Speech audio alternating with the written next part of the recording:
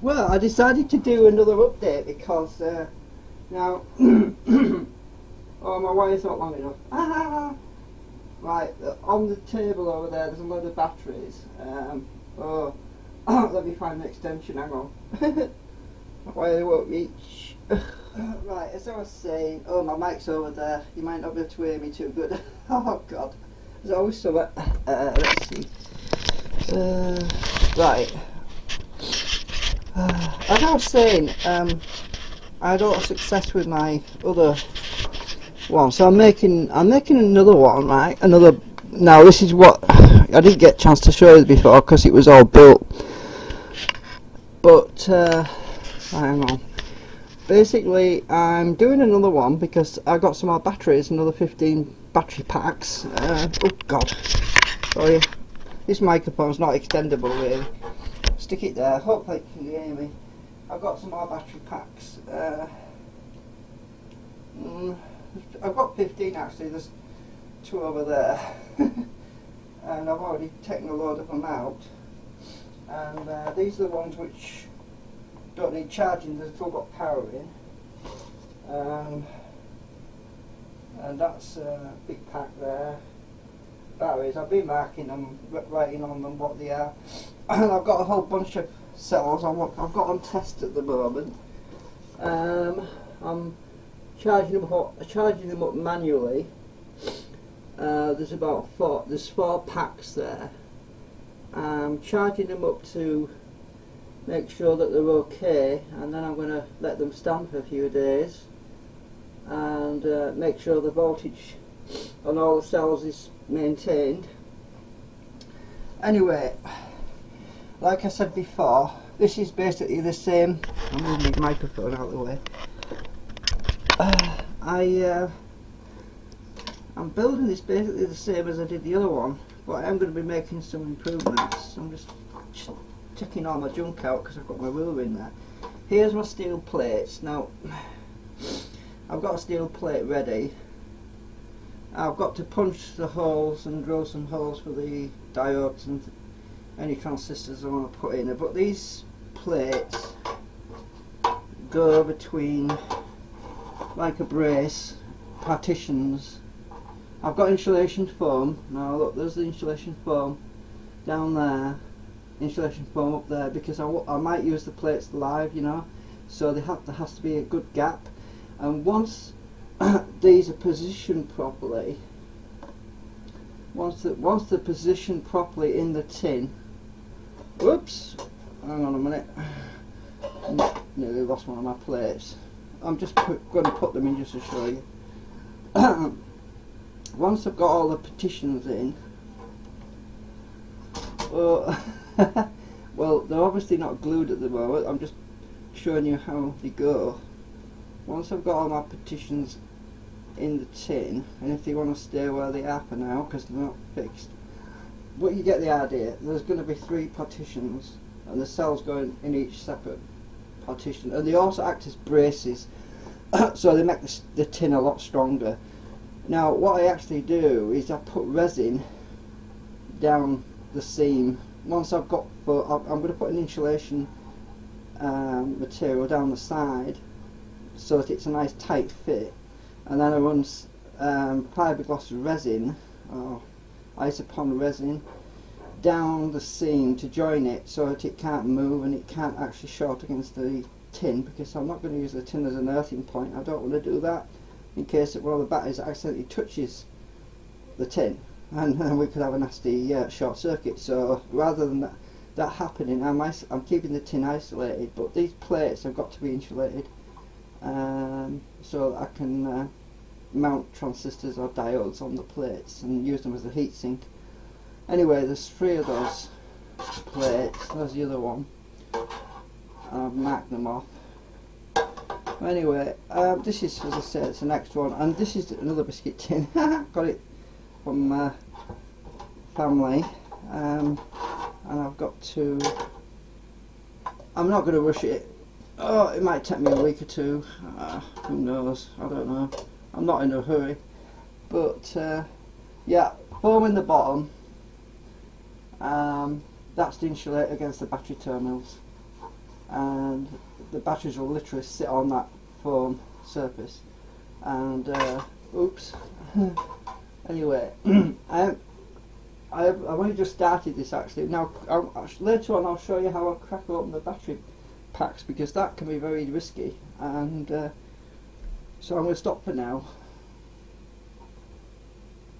Right, you're probably wondering how I get into these batteries. Now this is the tricky part. I use a mini circular saw, it's very tiny. Now you can prise these packs open usually, but it's very hard and it's not easy, so I usually use this just to get me started. And it's very important not to go more than 2mm. I mean that seriously. Don't go any deeper than 2mm, because if you cut into the battery, you're asking for a serious trouble. Believe me, you'll short the battery out and the damn thing could explode in your face. So anyway, right. I'm going to get down this, there's a groove, you'll see this tiny little groove, and I'm going to run down there no more than about 2mm in the corner.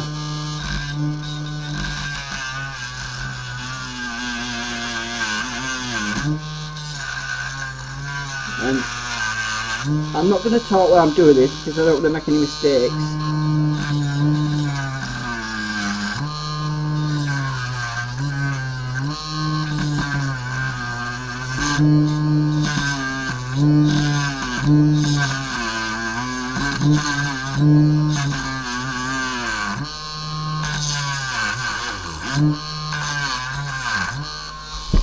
Right. When you get it started, where's my chisel? You get a blunt chisel, not a sharp one. This is a bit blunt. And stick it in the groove that you've just made, and try and, no, I'm off camera.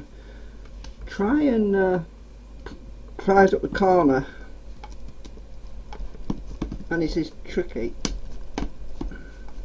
As I say, I don't want to drill it all the way around. Now I haven't got it enough, so I'm going to have to go on the corner a bit.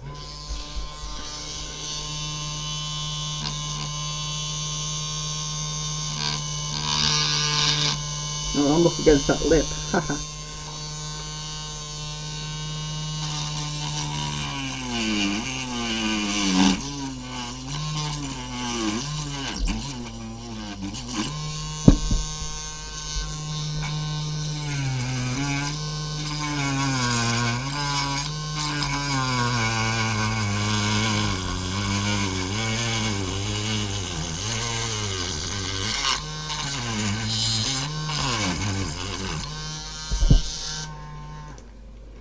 Right, hopefully I can get the thing apart now,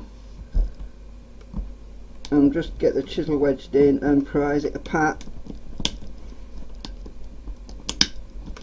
Once you've got it apart, it's coming up.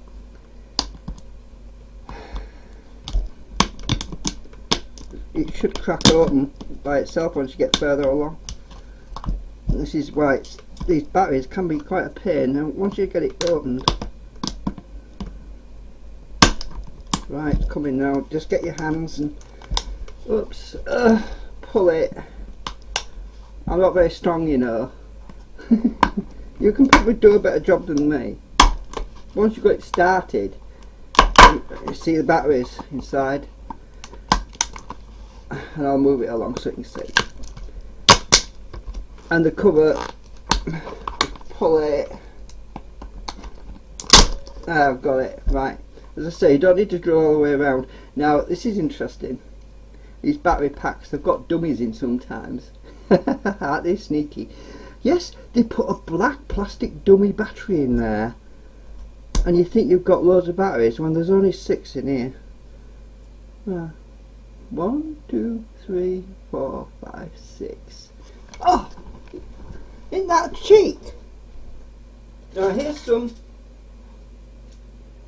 I took out earlier, out of another battery pack. The dummies. Aren't they cheeky? You think, oh, that's a big battery pack. Lots of batteries, yeah. Oh, there's some dummies in there.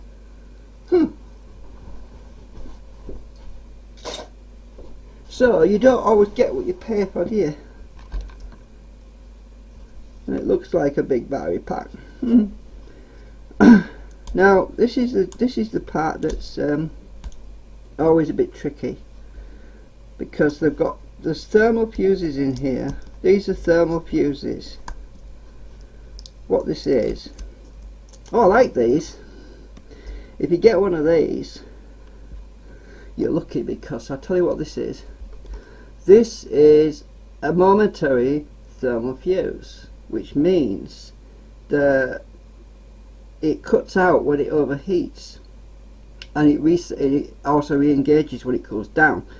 Now these are quite useful, because I can use these in my power supply, because if anything goes wrong, it cuts the power off, and then they reset themselves after a while. So it's not a permanent blow. However, these other things, these fuses, once they go, they've gone for good. In other words, new battery pack. But I've tried to avoid using them if I can. But it's always handy when I find these, because these things aren't cheap. They're about £5 or £6 to buy, probably about $10. So if you get any old battery packs, it's worth salvaging those, because they're expensive to buy. So anyway, I'm just taking this off, this tape off, because it's going to restrict me getting the batteries out. I'm just going to see if these are any good actually before I do anything. Where's my meter gone?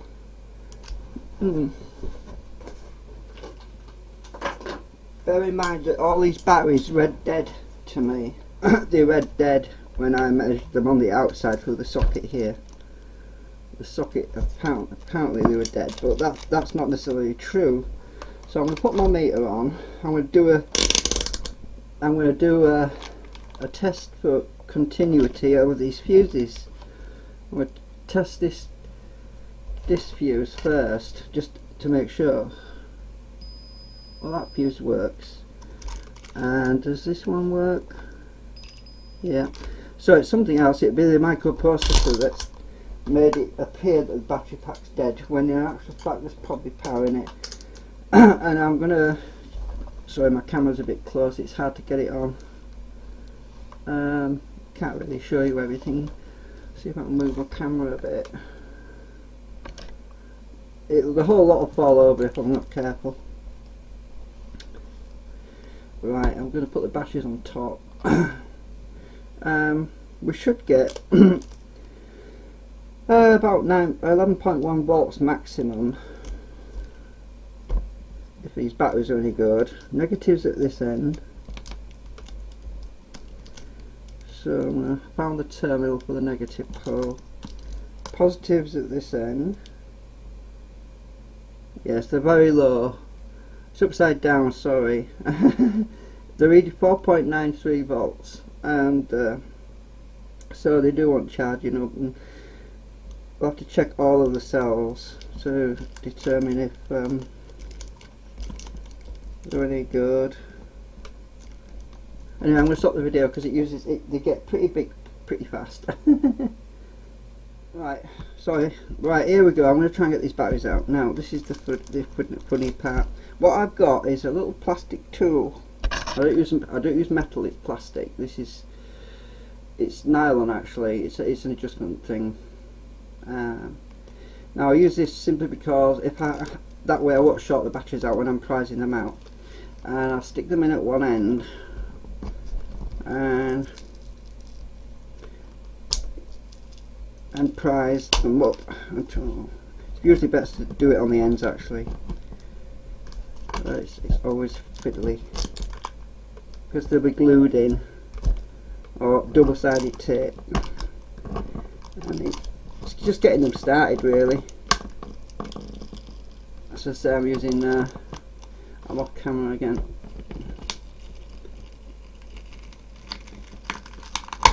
Right, that's one lot out.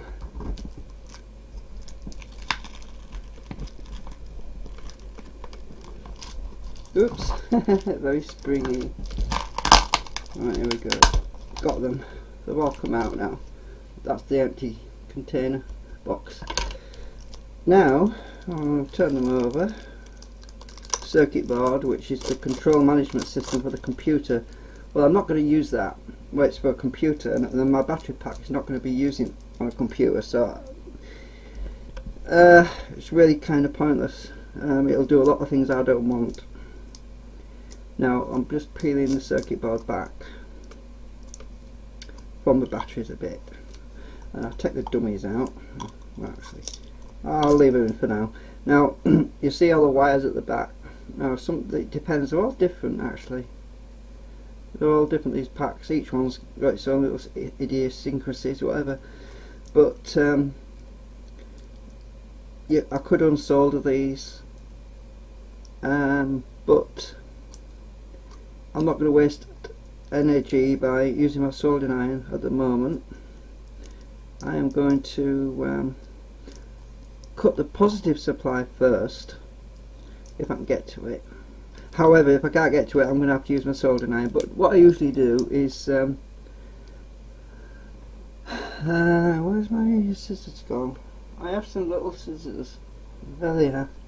Now when you cut something, you could accidentally short against the case, and then you'd have a shock, or you could short the battery out. So it is sometimes best to short the negative side out first. I mean, to cut the negative wire first. But these terminals on this pack are extremely short. I can't get to them.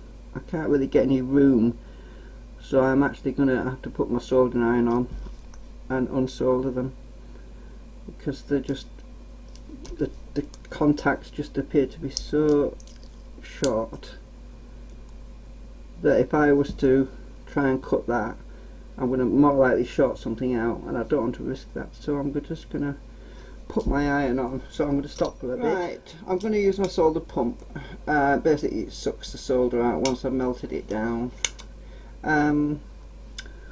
Should be a lot less messy. I'm just going to heat this one up, this terminal, and suck the solder off it. As I say, it's a lot of wasted energy having to use the soldering iron, but if you're going to replace batteries in a power pack, then it's best. Now I've removed the terminal, I've lifted it up. It's best that you use the soldering iron. Obviously, if you want to reuse the pack and put new batteries in, I'll move this along, do the next one.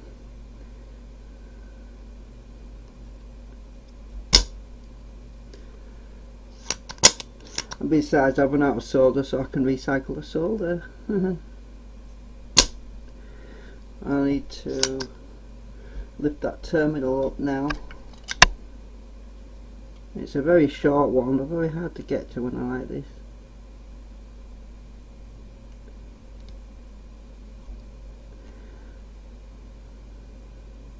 And it's moving about a bit. I'm just going to get it on and lift it. There we go. And do the next one.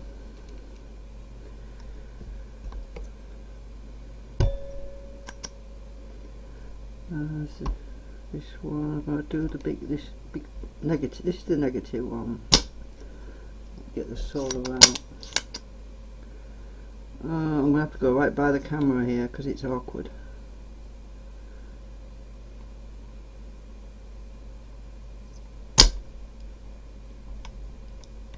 I've already disconnected the power to the circuit board, so even if I short it out now, it won't do anything because there's no power on the board.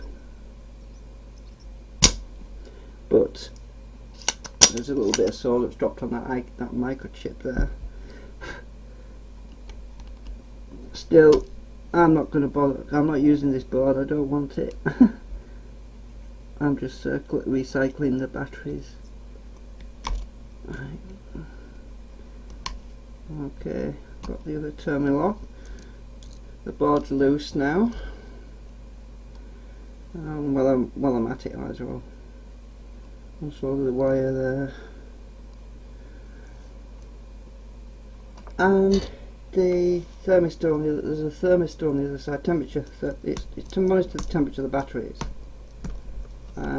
You need to put those back if you're actually replacing batteries on your laptop. You need to put them back near the battery, because it actually measures the temperature, so if the batteries overheat, the circuitry can cut the power off, which is the whole point really. Also gives warnings. Okay, I haven't got the circuit board out. That can be reused if I wanted to do, but as I say, these are all battery packs I've been given, and I don't have a laptop myself, so they're not much use to me. But except for this little fuse, very useful. So I'm going to remove this. I'm going to take the batteries out of the way, and I'm just going to desolder that.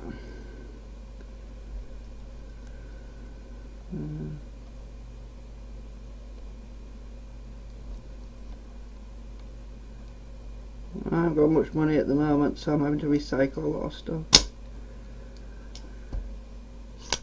I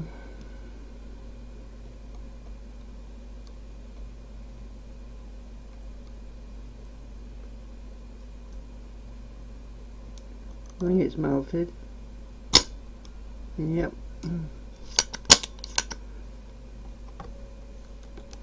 Hopefully I can get this out in a second. It's still soldered. It's double-sided board, so it's a pain getting it out. This is the fuse, by the way, that it's momentary, so it I'm having fun getting it out. It'll probably switch itself off.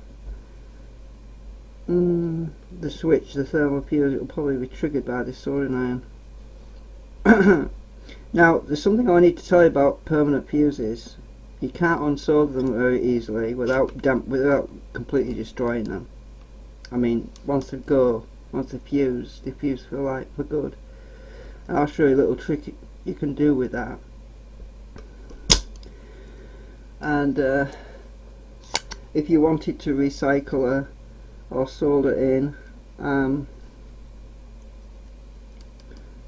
a one-time blow fuse, there is a way you can do it. There's a way you can solder it. Now, I still haven't got this loose. Right,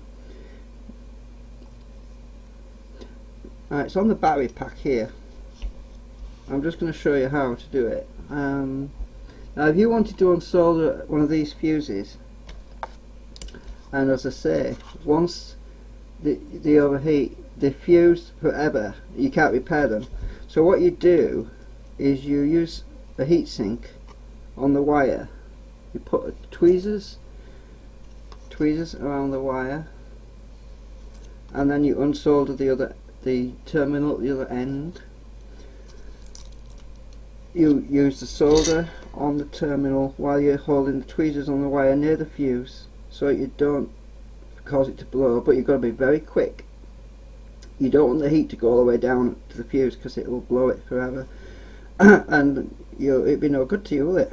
So also, if you want to solder a thermal fuse into a circuit, also use tweezers or some special heatsink tweezers which permanently lock on to the wire while you're soldering them on.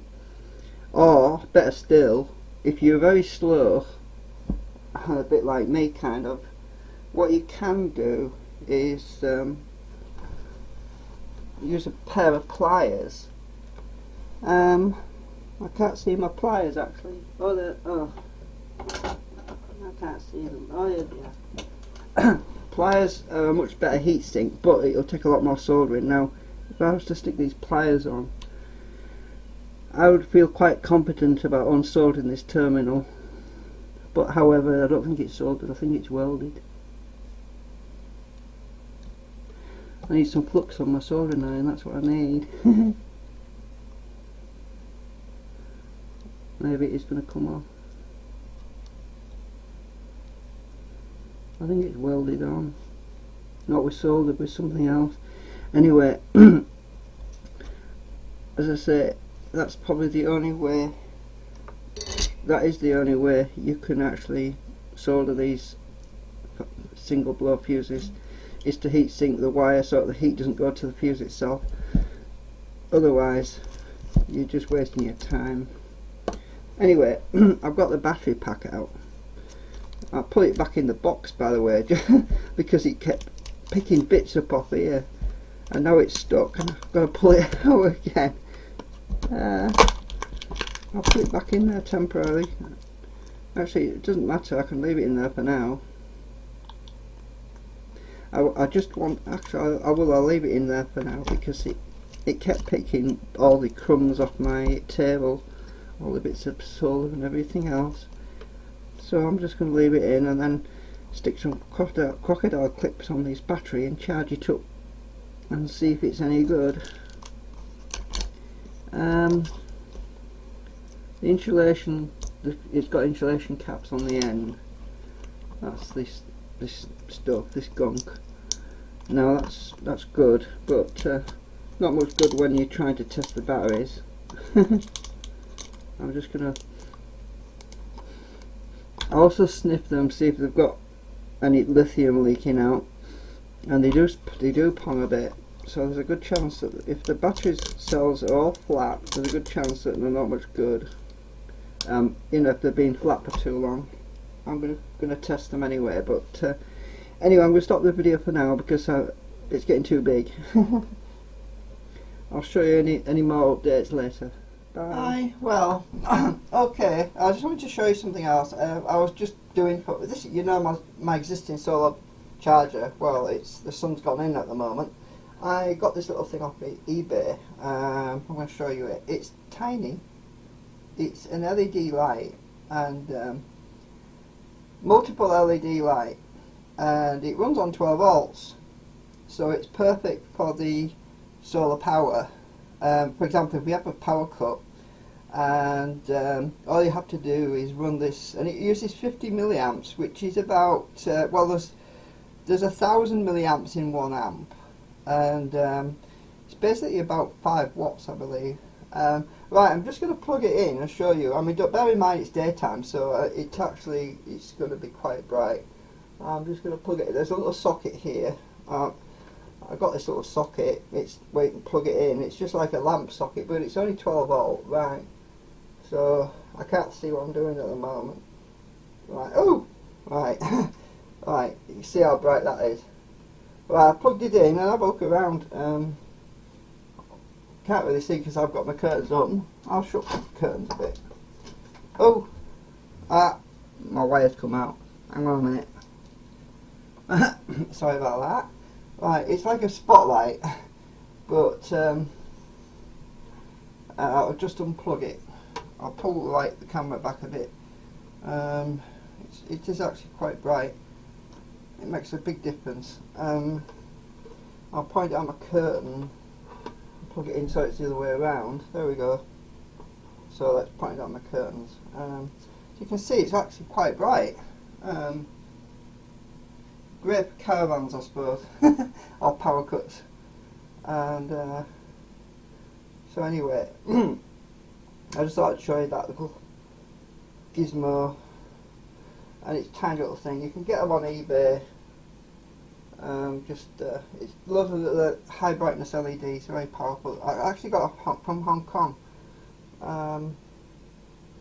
They're not expensive, and it's more economical to run that than it is to run a mains lamp that runs on an inverter, because the inverter itself uses about 300 milliamps.